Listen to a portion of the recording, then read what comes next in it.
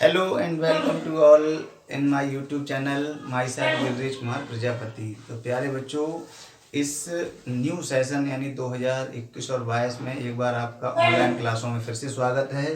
तो प्यारे बच्चों, आज हम पढ़ने वाले हैं हिंदी प्रखर बुक में चैप्टर नंबर 1 और जिसका नाम है भाषा और व्याकरण। ठीक है, तो वेरी इंटरेस्टिंग आज का टॉपिक है भाषा और व्याकरण। सबसे पहले मैं आपको थोड़ी बुक रीडिंग करके बताता हूँ, फिर स्टार्ट करेंगे।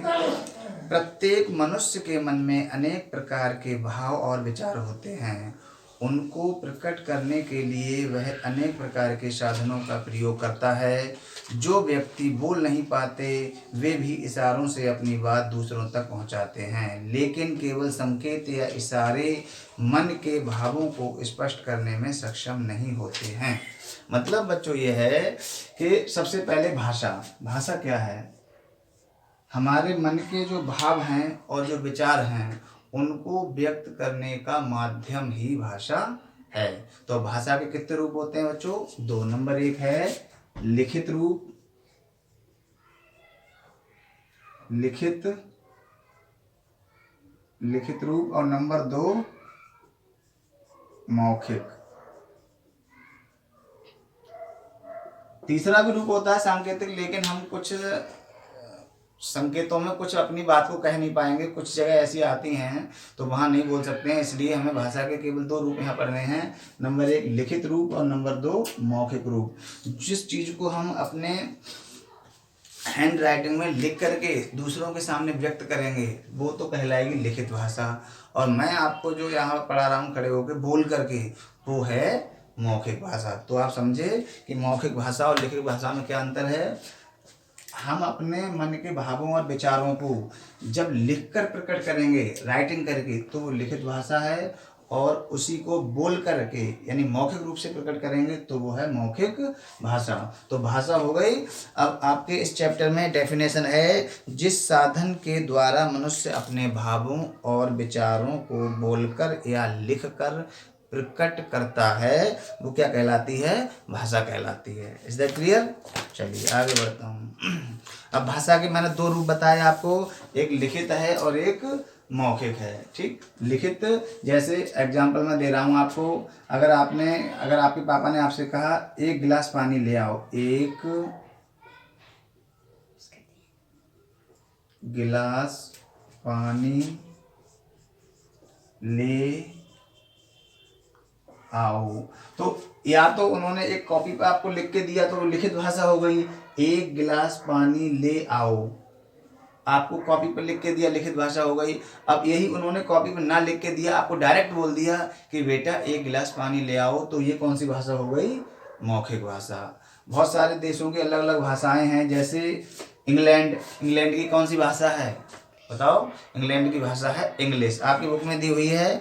और चीन की चीनी है, फ्रांस की फ्रांसीसी है, नेपाल की नेपाली है, और हिंदुस्तान की हिंदी है। इस प्रकार से बहुत सारी भाषाएं अनेक देशों में बोली जाती हैं। दूसरा है भारत की राष्ट्रभाषा हिंदी है। ठीक है, आपकी बुक में इसमें थोड़ा मिसप्रिंट है, भारत की बेटा कोई राष्ट्रभाषा नहीं है, भारत की राजभाषा है, राजभाषा। ठीक है, या प्रिंट गलत कहें या आपको, हो सकता है, मैं इसके बारे में कोई कमेंट नहीं करूंगा कि बुक में क्यों गलत दिया है, लेकिन बुक में है गलत, क्योंकि भारत में अभी तक कोई राष्ट्रभाषा नहीं है, राजभाषा है। और भारत की राजभाषा बच्चों कौन सी है? वो है हिंदी। ठीक, मुझे लगता है ये 2 चीज़ें आपको क्लियर हो गई होंगी। एक तो लिखित भाषा क्या है और दूसरी मौखिक भाषा क्या है। मैंने आपको लिख के बता दिया, 1 गिलास पानी ले आओ। अगर आपके फादर ने आपसे कहा, पिताजी ने, तो अगर वो कॉपी पर लिख के देंगे तो लिखित भाषा है, और मुँह जबानी अगर बोल देंगे, कह देंगे केवल, तो भाषा हो गई मौखिक।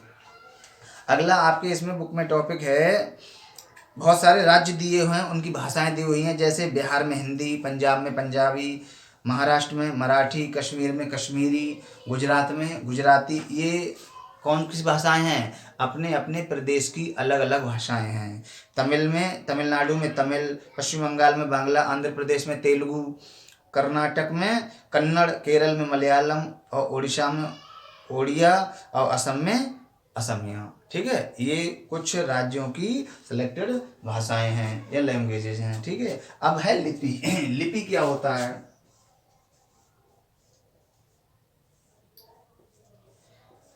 भाषा को लिखने का जो माध्यम है वो क्या कहलाता है? भाषा को लिखने का माध्यम जो वो क्या कहलाता है बच्चों?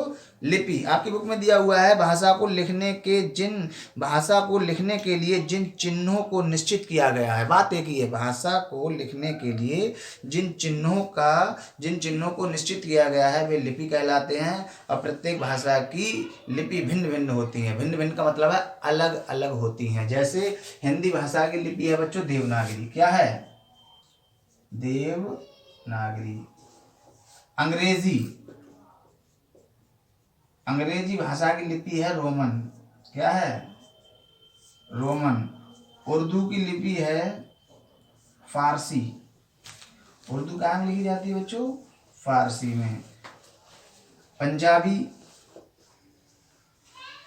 पंजाबी भाषा की लिपि है गुरमुखी। कौन सी लिपि है प्यारे विद्यार्थियों? गुरमुखी। एक बार फिर चेक करते हैं। हिंदी भाषा की लिपि देवनागरी, यानी हिंदी भाषा को हम कौन सी लिपि में लिखते हैं? देवनागरी में। दूसरा अंग्रेजी है, अंग्रेजी को कौन सी लिपि में लिखेंगे? रोमन में। उर्दू को फारसी में और पंजाबी को गुरमुखी में। यही आपकी बुक में दे रखा है, ठीक है, पंजाबी को गुरमुखी में। अब है व्याकरण, ठीक है। इसके बाद आपका नेक्स्ट टॉपिक है आपकी बुक में व्याकरण।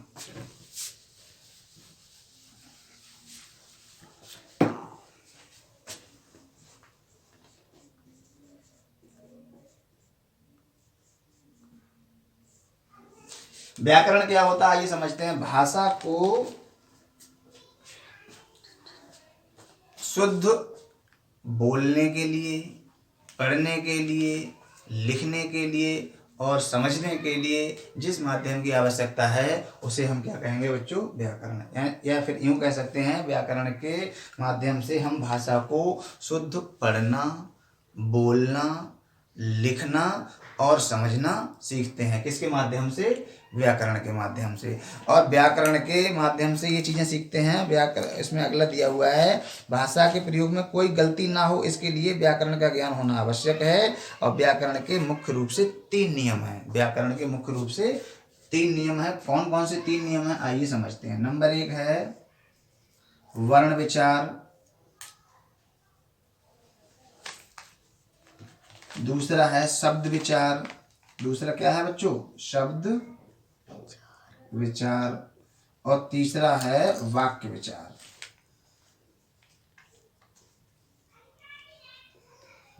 व्याकरण के जो है क्या है ये मुख्य रूप से 3 अंग माने गए हैं। कौन कौन से? वर्ण विचार, शब्द विचार और वाक्य विचार, ठीक है। तो सबसे पहले मैं आपको यहाँ पर क्लियर करता हूँ वर्ण विचार क्या होते हैं, ठीक।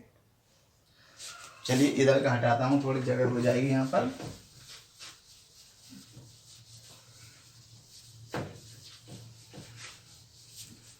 देखिए मैं समझाने की कोशिश करता हूँ आपको एक न्यू चीज। सबसे पहले वर्ण क्या आता है? वर्ण। वर्ण के बाद में क्या आता है बच्चों? अक्षर। अक्षर आता है। अक्षर के बाद में फिर आएगा पद। फिर क्या आएगा? पद। और पद को हम ब्रैकेट में शब्द कह सकते हैं। क्या कह सकते हैं? शब्द। फिर उसके बाद में आता है पद आएगा, फिर आएगा पदबंध। पदबंध, ठीक है। पदबंध के बाद में फिर आएगा उपवाक्य। उपवाक्य। और फिर आएगा उपवाक्य के बाद में फिर आएगा वाक्य। और सबसे लास्ट में क्या आती है? भाषा, ठीक है।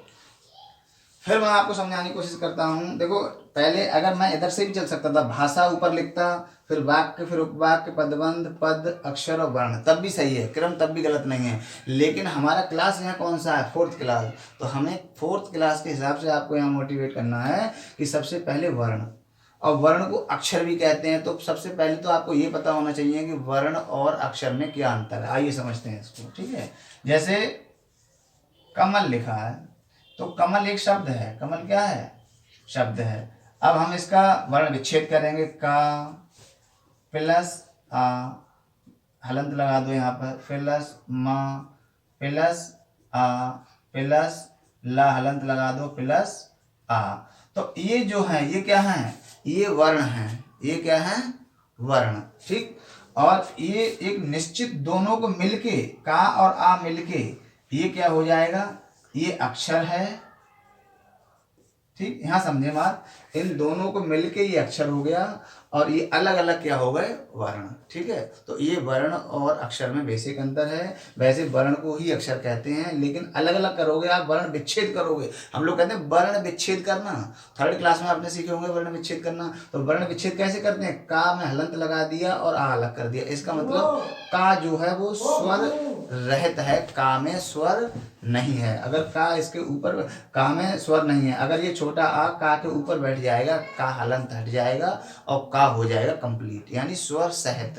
तो जब हलंत लगा होता है जिस भी अक्षर पे, वो स्वर कैसा होता है, स्वर रहित है, स्वर सहित, स्वर रहित। ठीक है, तो अब समझते हैं इसको। वर्ण होता है, वर्ण के बाद फिर क्या आता है, अक्षर। वर्ण से मिलके अक्षर बनता है, अक्षर से मिलके पद बनता है, पद मतलब शब्द। ठीक है, शब्द के शब्दों से मिलकर बनता पदबंध। पदबंध एक प्रकार का वाक्य है, छोटे छोटे वाक्य, सही है। फिर उसके बाद में उपवाक्य बनता है। उपवाक्य एक ऐसी युक्ति है कि हम जो हमारे वाक्य में बात पूरी नहीं होगी, ठीक है, वो अगले क्लासों में पढ़ाऊंगा मैं आपको, फिलहाल इतना समझ लो अभी आप। ठीक, उपवाक्य और वाक्य जो होता है वहाँ हमारी बात पूरी हो जाती है, वहाँ विराम लगता है, फुल स्टॉप लगता है। ठीक है, और उपवाक्य में क्या है, अर्धविराम लगाएंगे, इस तरीके से लगाते हैं आगे, तो वाक्य हो गया। अब फिर आई हमारी भाषा लास्ट में, ठीक है, जो हमारी ये वाली भाषा पढ़ रहे हैं। तो वर्ण आता है सबसे पहले, फिर उसके बाद अक्षर का ज्ञान होता है हमें, फिर पद का ज्ञान होता है, फिर पदबंध का, उपवाक्य का, वाक्य का और भाषा का। ठीक, अब आया वर्ण विचार।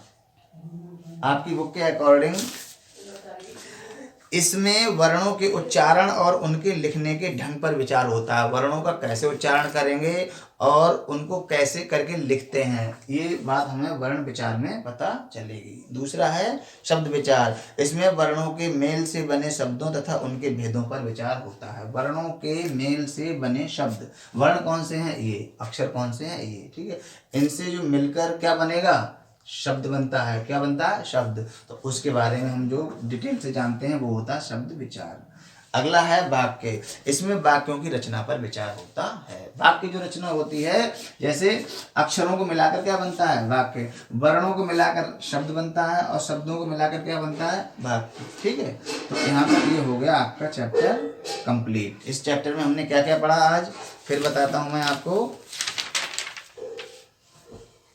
भाषा और व्याकरण। भाषा क्या है ये पढ़ाया मैंने आपको, व्याकरण क्या है ये चीज पढ़ा दी, वर्ण विच्छेद कैसे करेंगे ये बता दिया, पूरा क्रम बता दिया मैंने आपको कि वर्ण पहले आता है, फिर अक्षर, फिर पद, फिर पदबंध, उपवाक्य, वाक्य और भाषा। इसको आपको लर्न करना है। उसके बाद में व्याकरण में मैंने आपको समझाने की कोशिश की, वर्ण विचार, शब्द विचार और वाक्य विचार। अभी नहीं, उसके बाद में संविधान की अनुसूची 8 में 22 भाषाओं का प्रयोग है। कितनी भाषाओं का प्रयोग है बच्चों, 22। सही है, हमारा जो कॉन्स्टिट्यूशन है इंडिया का, उसकी अनुसूची 8 में यानी आर्टिकल नंबर 8 में 22 लैंग्वेज का यूज है। कौन कौन सी हैं, असमिया, बांग्ला, गुजराती, हिंदी, कन्नड़, कश्मीरी, कोंकणी, मणिपुरी, संस्कृत और सिंधी। फिर आता है तमिल, तेलुगु, उर्दू, बोडो, मैथिली, संथाली और डोंगरी। उसके बाद में कितनी बची, नेपाली, पंजाबी, उड़िया, मराठी और मलयालम। ये हो गई बच्चों 22 लैंग्वेजेज जो संविधान की अनुसूची 8 में वर्णित हैं। ठीक, तो आज के लिए इतना काफ़ी है। थैंक्स फॉर वॉचिंग मी। जय हिंद, जय भारत।